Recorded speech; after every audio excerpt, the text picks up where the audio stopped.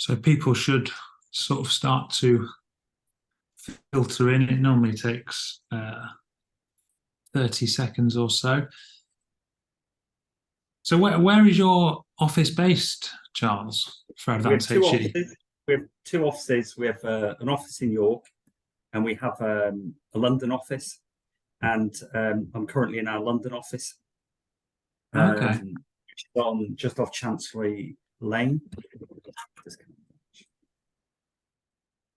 fantastic. Right, I think we'll make a start because I can see plenty of people coming in. So welcome to everyone who's joining us this afternoon. My name's Phil Nicholson, and I facilitate the learning webinar series here at the University of Suffolk.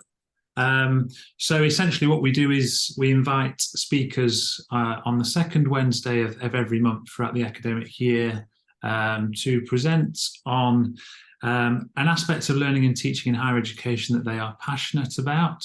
And today's session is kind of the first one of the 23-24 academic year. And we welcome Dr. Charles Knight from Advance HE. So Charles is the Assistant Director for Knowledge and Innovation at Advance HE. And he's going to talk today about AI and everything but assessment. So Charles will talk for around 40 minutes, 45 minutes, and leaving some time within the hour for some questions and perhaps comments as well. So as Charles is speaking, please do feel free to sort of put some comments or some questions to the chat box, and I will put them to him after he has finished his presentation. Charles, thank you for joining us, and over to you. Thank you. Good afternoon, colleagues. So I'm Dr. Charles Knight of Advanced HE. I'll share the presentation in a moment, but I just wanted to pick up on something Phil said about passion, about learning and teaching. So this last year around AI, the reason that this presentation is everything but assessment is I'm bored to tears talking about AI and assessment. Over the last year, I've been, for older members of the audience, in the United Kingdom. Comedians used to travel before the TV from town to town telling the same jokes, and I start to feel the same way about assessment.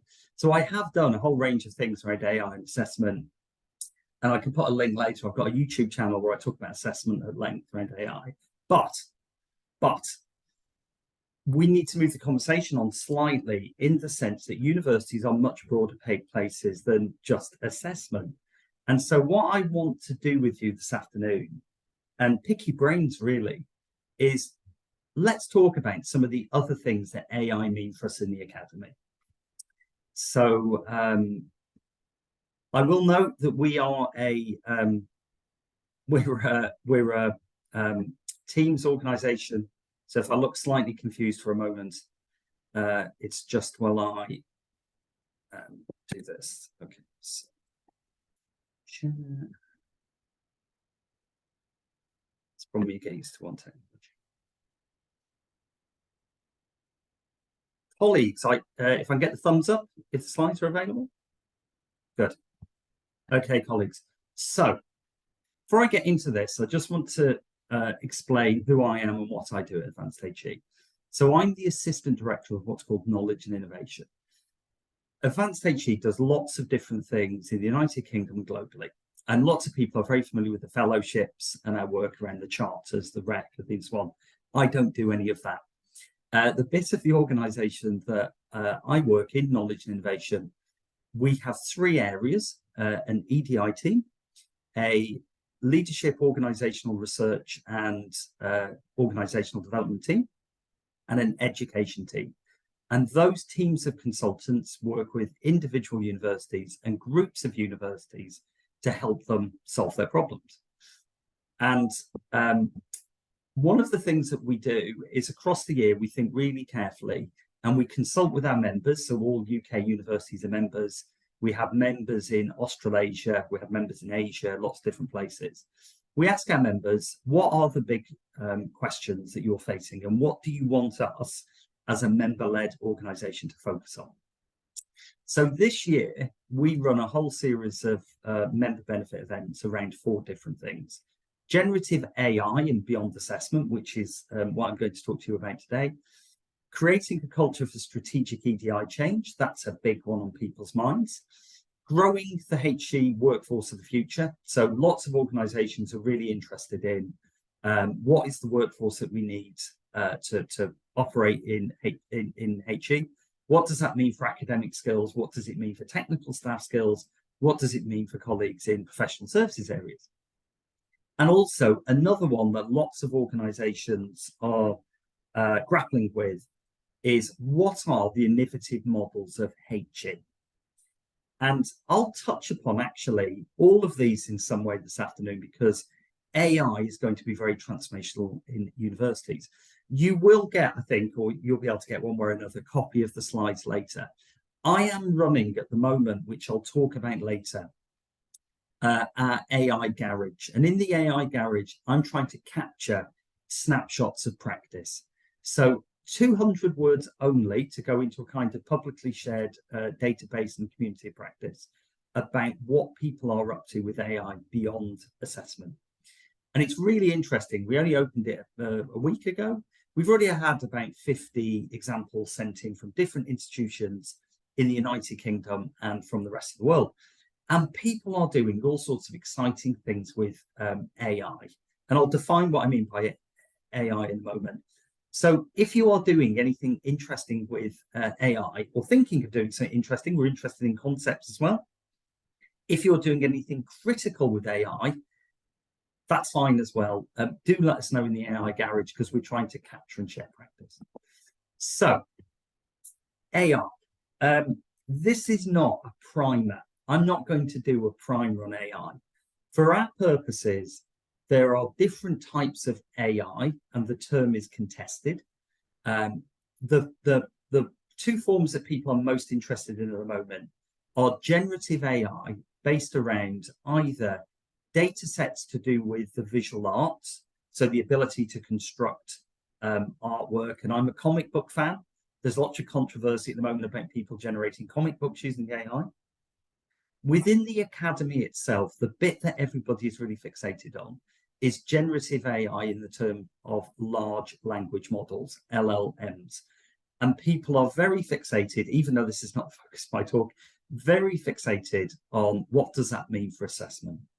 If you are at the start of your journey around AI, and you're at the start of your journey in understanding AI, if I can make 3 recommendations that will help you understand this area. The first one is, even though it is highly commercial, Microsoft have a fantastic hour-long webinar on how to use Bing Chat. Microsoft is building AI into all levels of its technology. I use Windows 11 and AI is now permanently on the desktop. I'm on a preview version and there is an AI panel permanently on. Most institutions in the United Kingdom give their students Microsoft tools. I would advise you to at least watch the first one because your students will all be using these tools because you will be providing them to them, right? I've got a whole rant later about embracing AI that you'll all enjoy, hopefully. The second one is an academic called Mike Perry has put together an absolutely fantastic guide in Google Documents, whole range of tools and techniques for using AI. That's the second QR code. Bookmark that, it's really fantastic. And finally, literally yesterday, King's College London launched an absolutely fantastic free online MOOC around generative AI in higher education. I've had a look at it. It's a really fantastic piece. So if you are getting started around AI, I really recommend those. Now, I'm not going to talk about assessment, but I just wanted to give a plug to someone who I highly rate around assessment. Some of you may know. Kane Murdoch works in Australia. He is an academic integrity expert. And I think Kane's got it perfectly right around assessment, which is don't try and prove cheating, try and prove the absence of learning. So if you are interested in academic integrity, Kane is the person to follow. And there's a few other people that Kane works with who are absolutely fantastic. So what about what I want to talk about, which is nothing to do with academic integrity? So one of the things I've become slightly concerned about around the discussions around AI usage in higher education, in learning and teaching, is they've become, in my view, either quite regulatory. Here are some academic regulations that institutions can use around AI usage. We've seen the Russell Group put out statements on this. QAA's done some work in this area. We've done some work in this area. JISC has got a whole range of exciting guides on this. Members of CEDA have done some exciting stuff, but that's quite regulatory. The other thing that I've seen is a sort of individualistic approach of individuals trying to change their practice in individual classrooms around the use of AI. We're always going to get that experimentation. But what I'm going to try and do with you today is let's take a little step back and think about at a more macro level, what does AI actually mean for the academy and what does it mean for what we do as educators? I should point out, I'm always obliged to point this next bit out, the views I'm about to express are my views. They're not advanced HE views and they're not advanced HE policy. They're my views. So something to think about while we're talking, right? This is a burrito, if you've never seen a burrito. What do you think makes a really good burrito?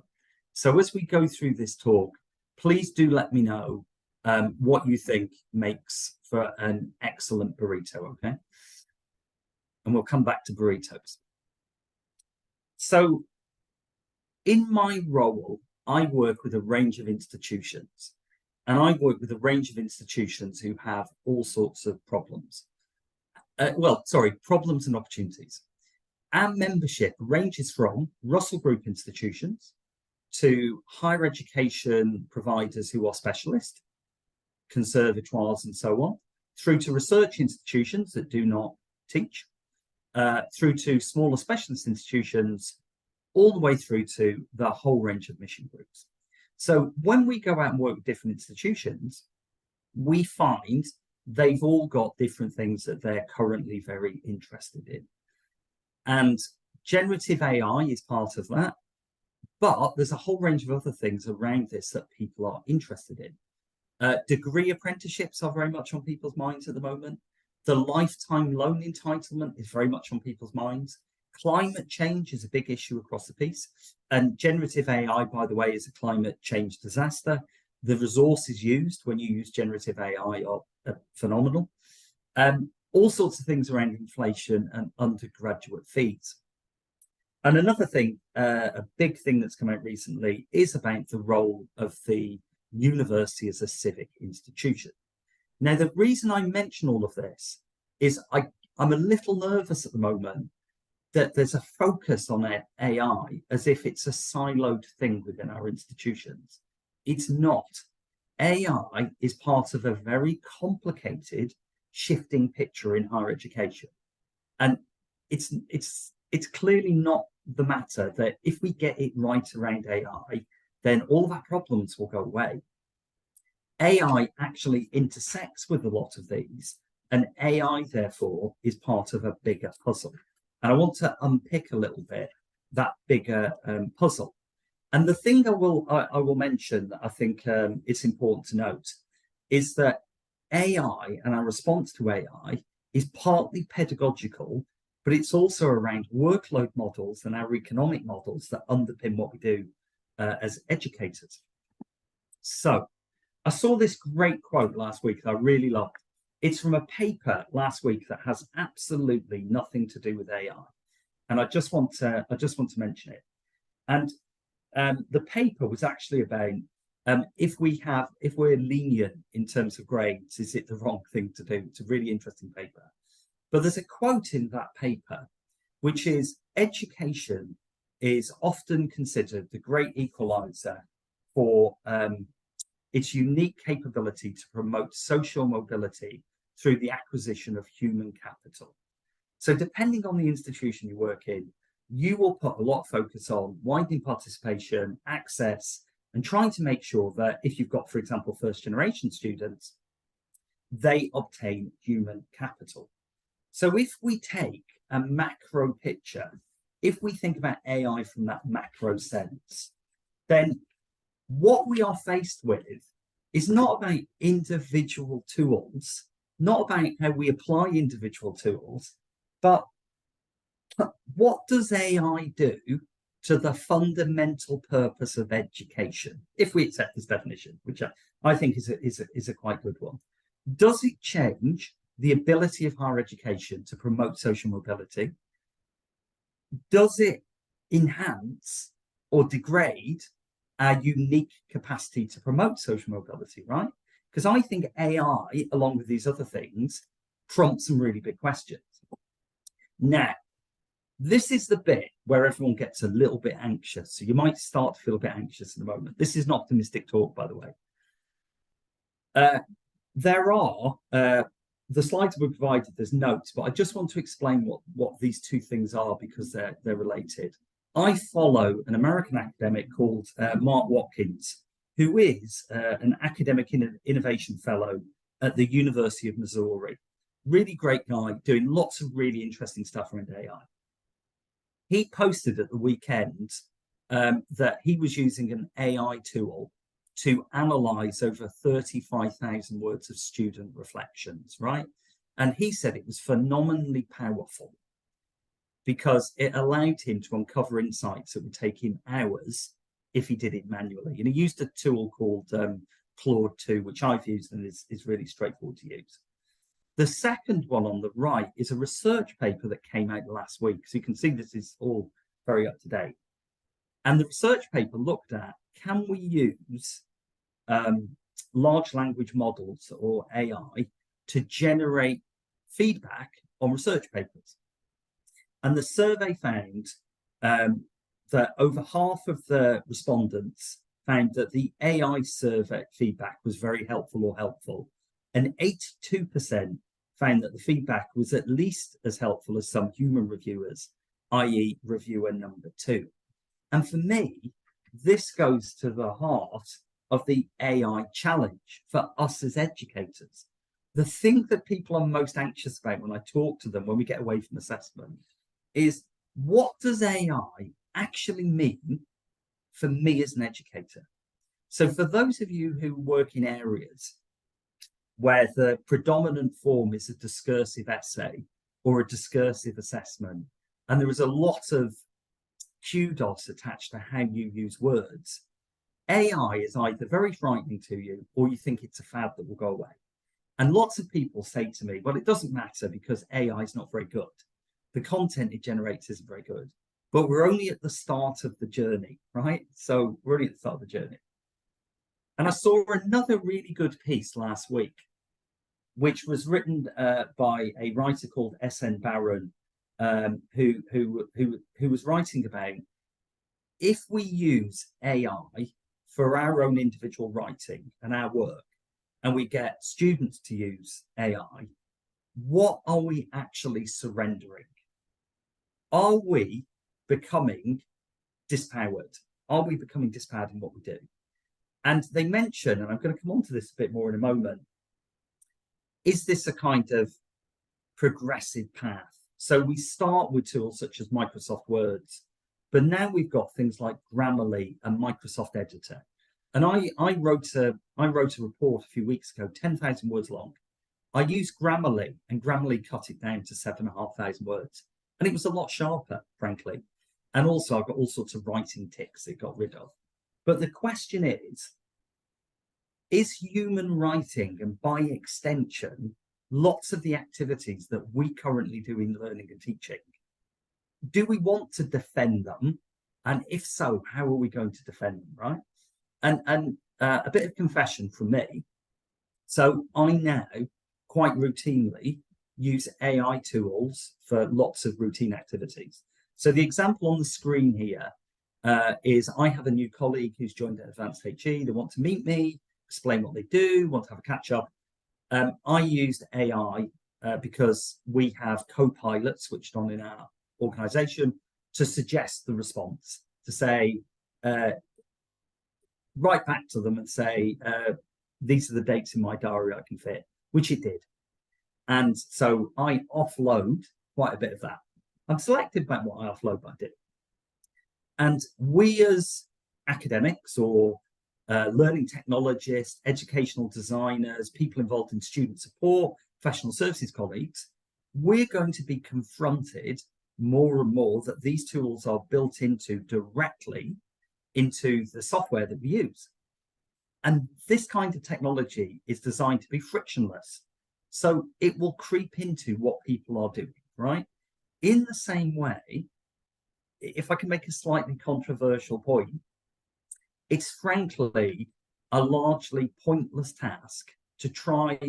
I've seen people say, should we encourage students to embrace AI or not?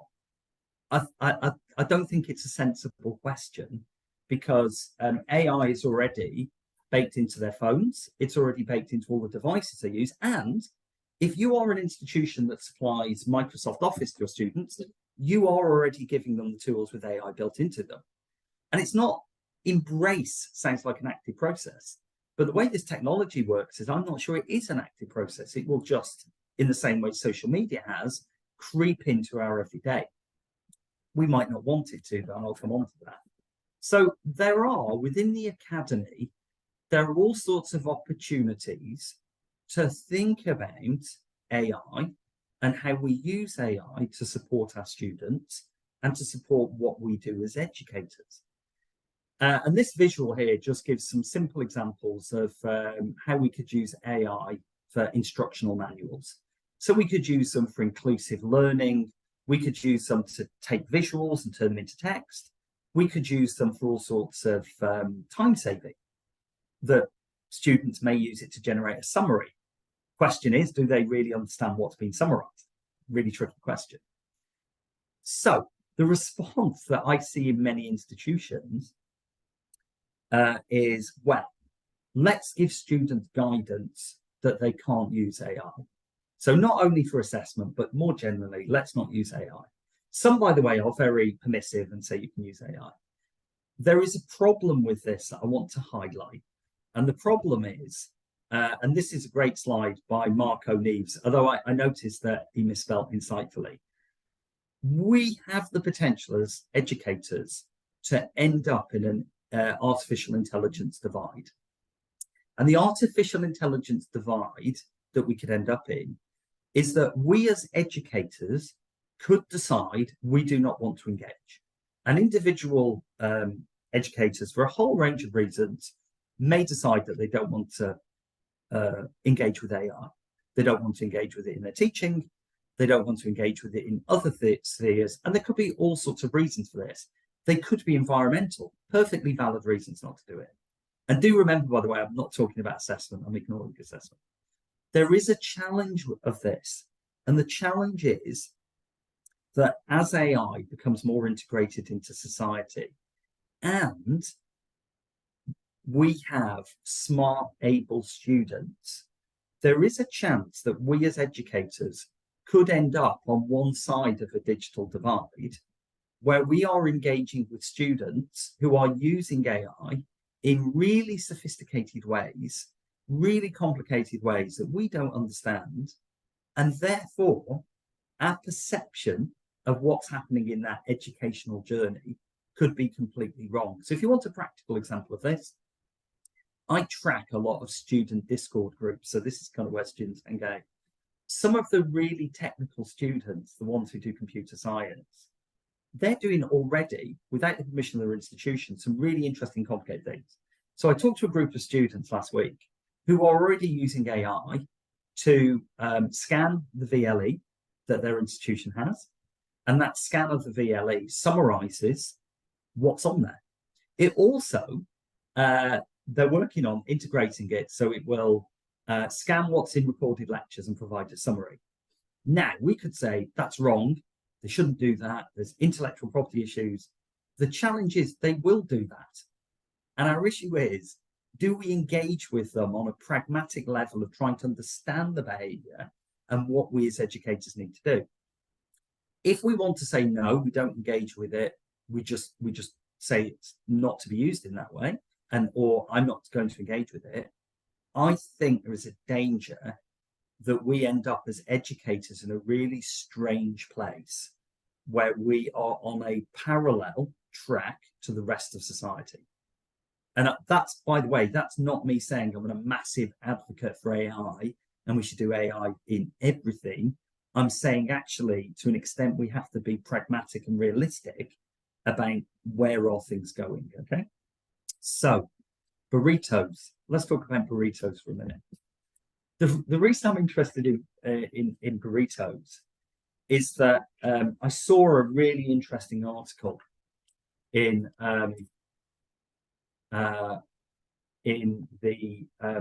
Washington Post, and it was about Chipotle, which is a American burrito company, and they've been analysing the difference in their customers who order online and the customers who come into the store. And the customers who come into the store have different needs and wants from customers who order online. But the challenge it creates is, how do you deal with those differing demands? So they've been looking at the use of robots and AI to generate digital kitchens where they have robots that do some of the prep to speed up what the individual human does. But what they're really clear about is that the goal is not to replace the workers, but it's trying to adapt to the demands of the end customer. And by the way, please don't anybody go away and quote me. Man from Advanced HE says HE is like working in a fast food restaurant. That's not what I'm trying to say. But there's a term that they use, which I think is really interesting. So they talk about not robotics, but cobotics. What's the optimum mix of human to the use of AI and robotics? And I think that's actually the big question we have in HE. Not, do we go all in on AI or do we say no to AI? It's about, where does it actually fit? Where does it fit within that human dimension and that human dimension for community? And I want to present a slide to you, which has got no answers on it, but I want you to ponder, and some of you will be horrified by it, right? So I'm originally from a business school background, and in business schools, we love 2x2 grids. We absolutely love them. So here is a 2x2 grid. You've got student, student, academic, academic. The H and the A represent human interaction and AI or automated interaction. And I think the big question around AI that people need to grapple with, which we are not grappling with at the moment, is not simply, do we want students to use AI and do we want to use AI? But actually, what are the appropriate things that students outside of assessment could use AI to help them with? What are the appropriate things that we could use AI to help ourselves with? But the bit that some of you will hate, the provocative bit, I think, is actually, what's the scope for students having an AI assistant that directly talks to our AI assistant with no human interaction in between, right? Now, some of you will be horrified by that and say, well, that's horrible. Who would want that? So let me give you an example of something I thought about when I constructed this. At the start of every academic year, as all of us do, I've become really busy with all sorts of requests for things. One of the most common requests I got at Edge Hill University, where I worked for a while, was, could I sign for a parking permit? Because students had to have a special reason to get a parking permit. And it was an important thing for the students, and it was important that it was done, but is that actually an important use of my time? Is that something where a student themselves could enter and the system could assess if they need a parking need, or the student's AI could do the application for them and my AI could respond? Now, a dystopian take on that, which I have already seen, which I'm not keen on, by the way, I've already seen examples of people submitting research papers that they've largely written with AI, and I know reviewers have largely used AI to respond to them. And that's a really interesting dilemma about something we potentially don't want. But within higher education, one of the biggest challenges at the moment is around workload. And if you think about why you became an educator, many of you, it's because you wanted to provide a transformational experience for students. Most of you, unless you're slightly different, didn't become a higher education specialist in whatever your area is to fill out Excel spreadsheets, right? I've got a particular thing about Excel spreadsheets. You didn't do it to fill out surveys from the central university about utility, how much do you use your office, right? Which comes up because everyone's trying to get rid of offices. So for me, one of the big things about AI is what is the potential in learning and teaching for things that need to be done, but we do not jointly, us and students, consider a high priority for individuals to do, right? And I think that's the next big thing that we'll all start talking about. And I've already started to see it around employability, graduate outcomes. I worked with an institution last week that's used AI to do some analysis of NSS. So are there opportunities to use AI to free up our time to do the things that we became academics to do? And in the teaching and learning sphere, that is that interaction with students. And also, just another point I would make about students, sometimes students want a response to something that we see as low priority, but is really important to them. So an example of this is that we've all seen around assessment. A student may email at 11 o'clock on a Friday night or 1 o'clock in the morning even because something's come to them about their assessment, and it might be to do with the deadline. And they want a response. And some of you are good people who, you shouldn't do this, are reading your emails at the weekend to respond to the student, which is great for that individual student, but creates this expectation that you'll read your emails at the weekend. Couldn't we use AI to make sure that that student got an answer just when they needed them, but it freed up you from having to answer that email at the weekend? So these things I think about. But there are some human aspects to this that we need to think about in regards to AI and what is important and what is not important to us and students. We run jointly with HEPI every year, which is the Higher Education Policy Institute, a longitudinal survey of the student academic experience. It's run for, 17 years at this point. This year we surveyed 10,000 students. If you've not read it, do download it and read it. It's a fantastic piece of work done by my colleague, Jonathan Nees, and his team. They do a great piece of work in conjunction with HEPI. So, students have lots of thoughts about their higher education experience around value for money is one of them. And one of the things that students focus in on around value for money is how much communication that they can have an interaction with personal tutors. So for me, in the learning and teaching sphere, AI potentially allows us to think about things that we don't want to do or potentially doesn't need to be done by us to free up the space for those interactions. The second thing that I'm really nervous about AI, I'm a little bit nervous about, the amount of students who are undergoing paid work has accelerated due to the cost of living crisis, right? And what I'm really nervous about is, and I'm going to mention assessment in a little way because I've got to, what I'm really nervous about is one of the responses to AI has been, oh, this is easy to solve. We could do in-class activities for everything, okay? This is how we'll deal with it. We'll get the students in a classroom, they'll do everything in the classroom, and that will stop them using AI. Except, if you do that, I absolutely guarantee your progression and pass rates will crash because many of your students need to work and they just won't be able to do it. Is that a pleasant reality? No, but it is the reality. And so, are there opportunities to use AI to support those students who, regardless of what we tell them, are going to work to live? And Staffordshire University had a really interesting survey that was in Wonky today, which is about many students are facing food crisis, i.e. students are going without meals because they can't afford to eat. You are not going to get those students to come and sit in the classroom every week when they are hungry. So are there opportunities to use AI to support students around how they actually live and work now? The second thing, I'm going to skip over this one.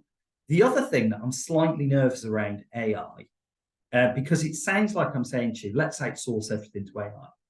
The bit that I think we really need to be careful about AI is that 1 in 4 students feels lonely some or most of the time, right?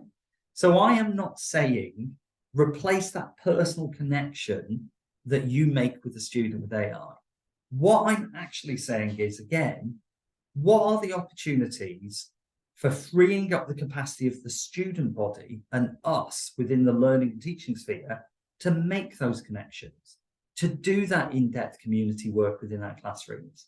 Because I used to feel, I don't know if any of you felt like this, when I was an academic in a business school and I worked in a range of business schools, I always felt guilty about the students I never quite got around to answering at the end of the day because I'd had 200 emails. So are there opportunities to make sure that those students, even if it's a response that points them to someone else, make sure we can think about building that community? I'm going to skip over that. And then the other thing that we need to think about is lots of the conversation around AI has been with a kind of view about how does this fit within the United Kingdom? And I've mentioned about United Kingdom. But in the institutions that we teach in, our student body is becoming more diverse. And our London office, which I'm in, is in London. I've just said London. And so what we need to think about as well is that students all of the time will be joining our institutions from societies that are either more permissive or less permissive around AI. So in some regions, there is already a call, a widespread call, let's get everyone back into exam rooms, right? Which doesn't really prepare people for the future. So if you take nothing from this conversation, what I'd like you to take from it is, actually, if we were starting from scratch and we designed universities today, what would be the things that we would use this new technology for? What are the things it would be off limits for? Because there is a very pedagogical piece that underpins this, which is as follows. If we do not have the conversations with our students about where it is appropriate to use AI and where not, where is the metacognition in their studies? Because for me, a university education may be around specific skills. It may be around specific knowledge, and especially in some of the areas like nursing and health.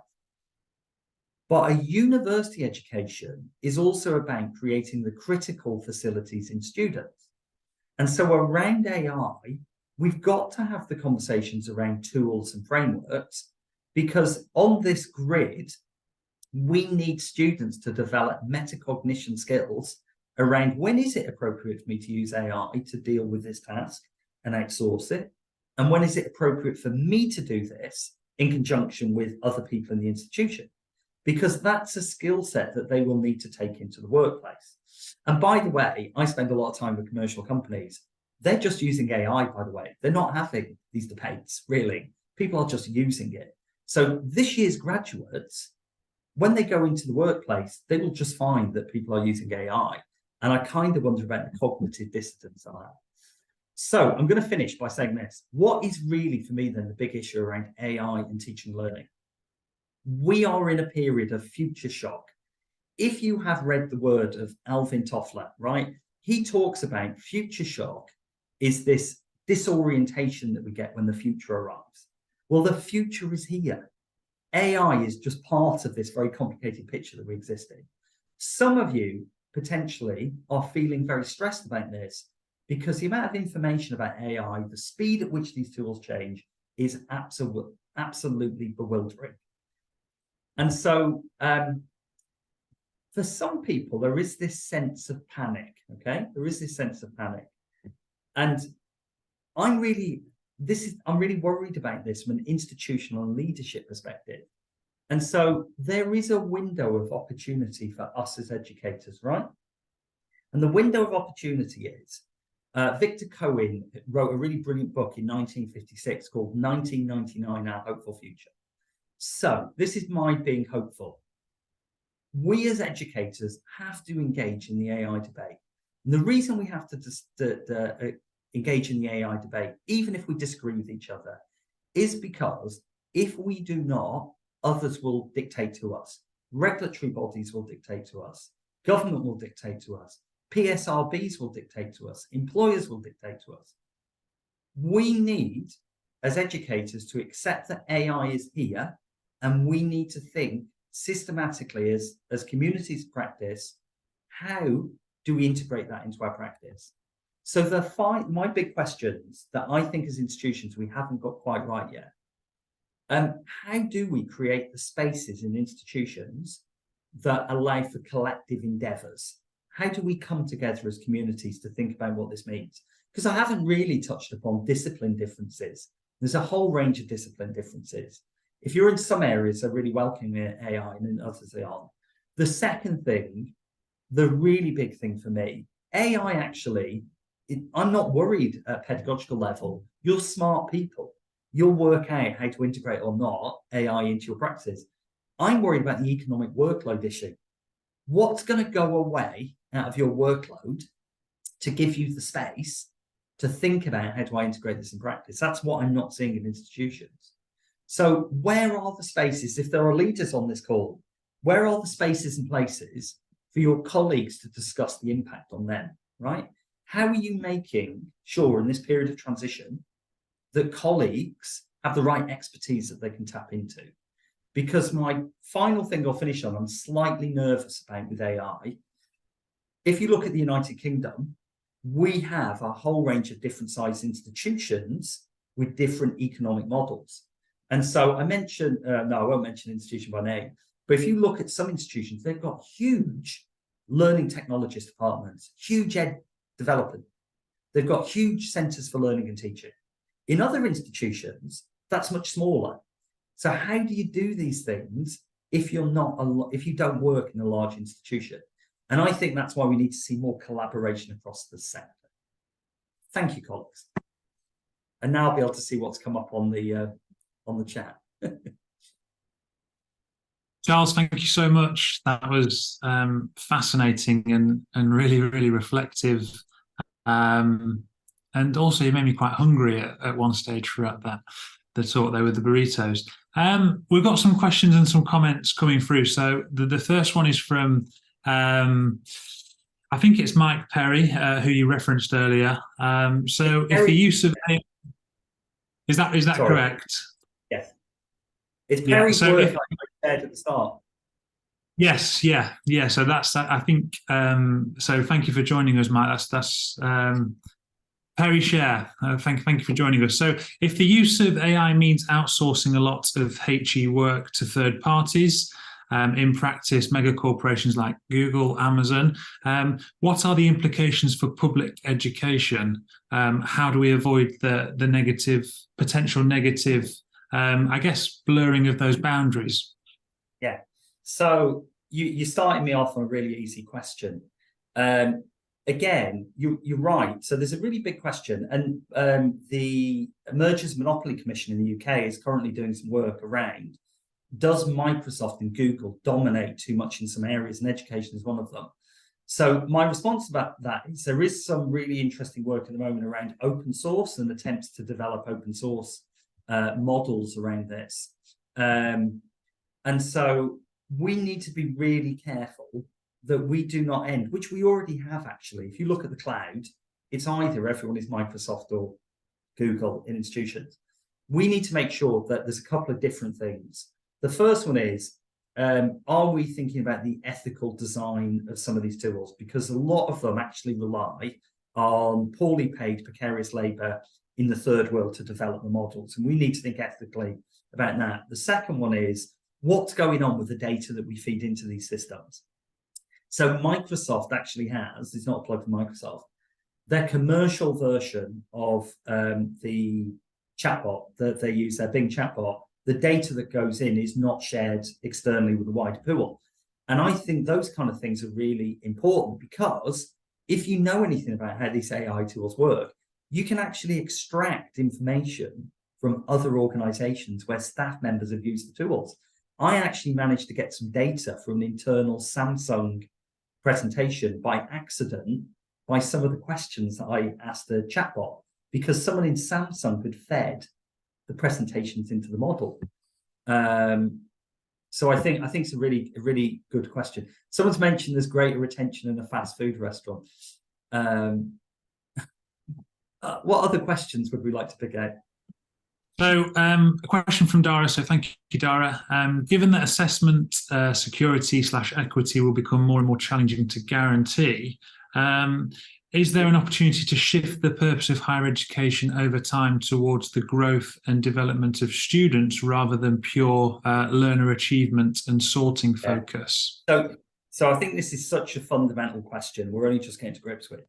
And it's actually partly a political question, because in the United States, where for a whole range of reasons, individual academics have generally more freedom, we've seen the ungrading movement where they've moved away from grading for credit in some institutions.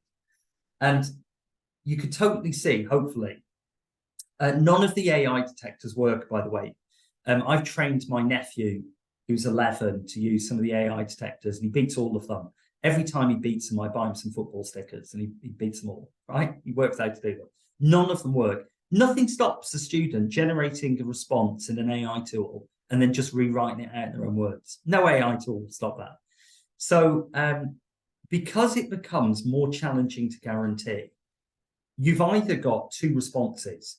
So you move back to more and more things in person, right?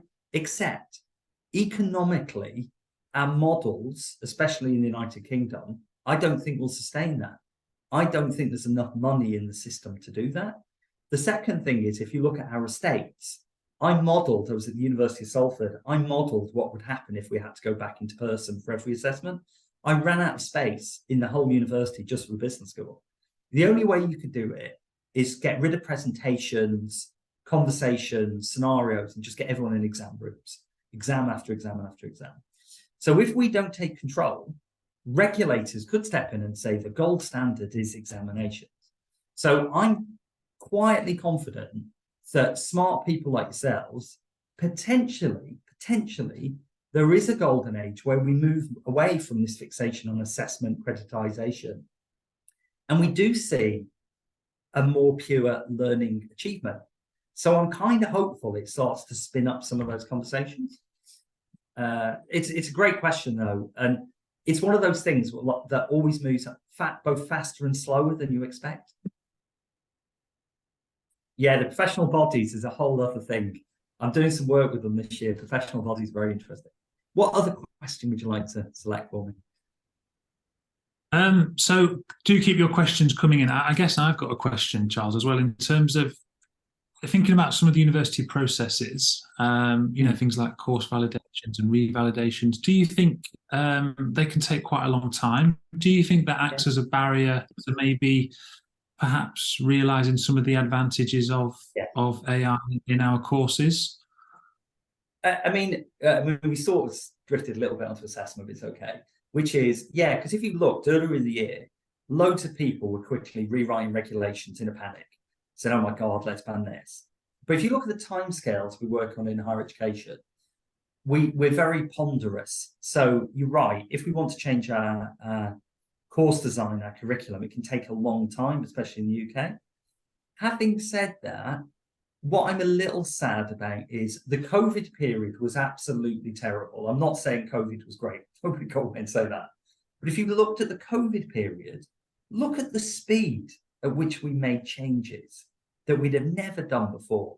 Whole range of let's get together. We need to decide this. We've decided this. This is now policy.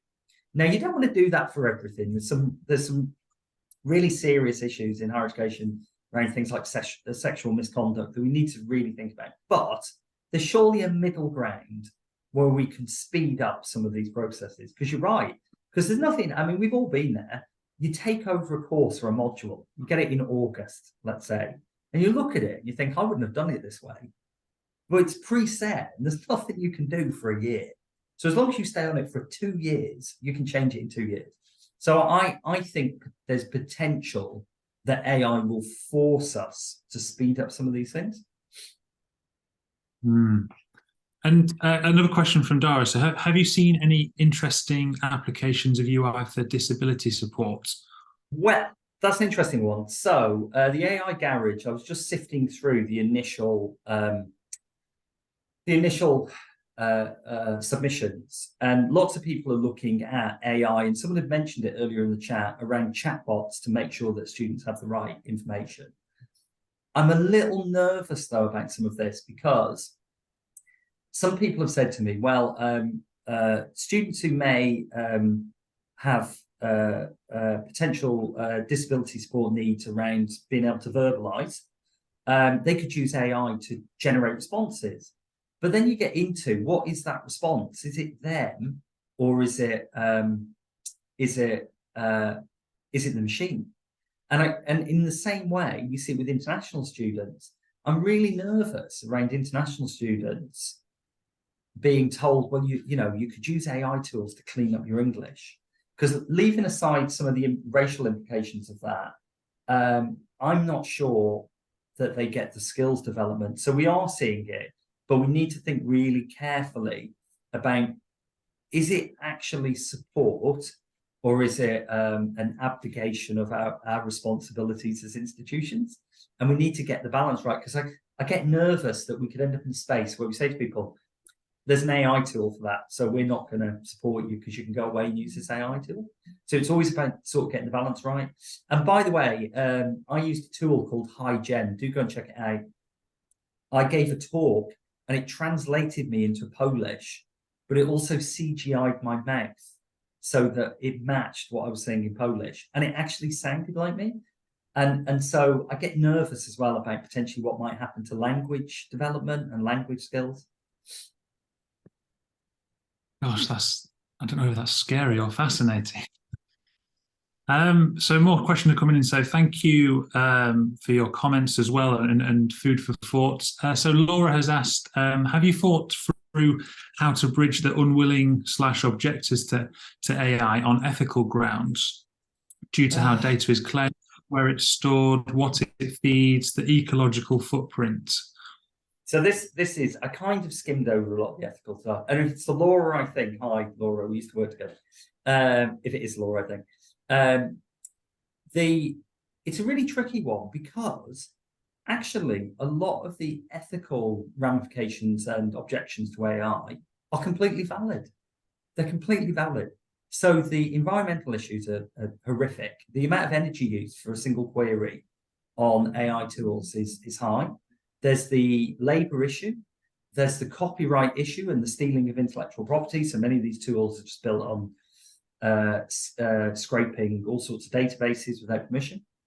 So I guess part of our role is that, as it has always been, universities should have an impact on society. So I think the ethical piece is, we as educators and our institutions need to be at the forefront of conversations on how do we have ethical AI systems? How do we manage the environmental impact? How do we manage some of the biases that we see in the systems? So well, you say yourself, we don't have answers, lots of questions. I have more questions than answers. So I'm always careful not to say I'm an AI expert. I know some of the technicals around AI, and quite a few of us know technicals around AI. But the changes, the cultural changes it may lead to in our institutions, I'm not sure anybody is an expert on that. I'm a bit wary of people who claim to be, if I'm honest. Interesting, thank you. And do you have any tools to kind of, you mentioned about that criticality. Are you aware of any kind of tools, perhaps beyond what you've presented today, that can support, I guess, students in making that, or academics in making that decision about what they do use and what they don't? So Perry's there in it. It's a great plug for you, Perry. Perry's there in the chat, and he's put his email address. Perry's list that he's got on Google Documents is a fantastic starting place. It's got, and he says himself on the document, it's got months and months of things that you can get into there. It's got some fantastic resources in there to think about that. And the other thing I would say is, this is about us having conversations with each other. And it is about that criticality around, where has this tool come from? And I don't know if there's any learning technologists on the call, by the way, but in institutions I worked in, one of the things that I'd always work with our learning technologists and others, you have to think really carefully as well. If you're randomly going out and using third-party tools and you're putting student data or other data in there, you have to think really carefully about what you're actually doing in terms of things like data protection. So I've come across, this is not a recommendation, by the way, I've come across academics who have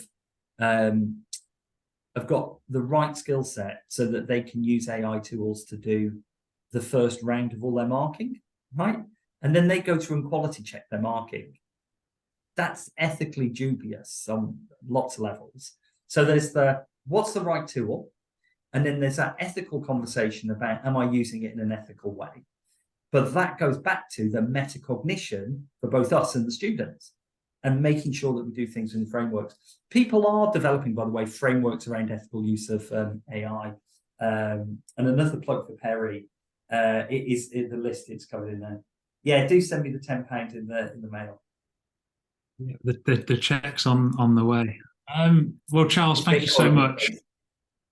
And thank you for sort of sharing your thoughts, and if you're happy or would like to perhaps, so Charles mentioned earlier about maybe sending the slides out, so please do get in touch. All of the slides have got links and additional notes and links to all of the sources that I've used. That's brilliant. So please drop Charles an email, and thank you so much for joining us. We really appreciate you joining the webinar series and your contribution today, Charles. So thank you very much. Thank you, colleagues, and enjoy your evening. Yes, enjoy your evening, everyone. Thank you.